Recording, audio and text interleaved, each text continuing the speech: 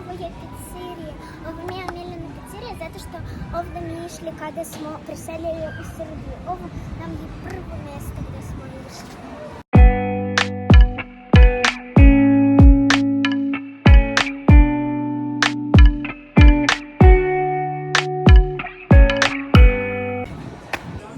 Gdje sam ja?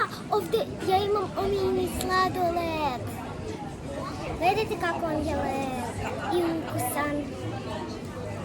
Ukus vanilje. Još ukus maline.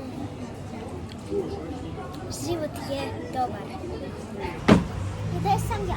Ovo je moja omiljena kafana Kreda. Ovdje ja volim da jedem pomfrit, telečju čorbu i palačinke.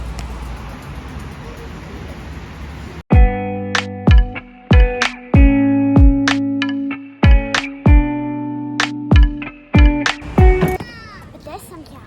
Ovo je omiljeno mjesto u centru Zagorja. Može ovi kopice za sve. Ja volim ovo mjesto zato što ovdje daje bombone. Svaki. Gdje sam ja? Ovo je moje omiljene pekara Čarolije. Ovdje baš volim da kupujem mini pice. Sad ćemo da kupujemo.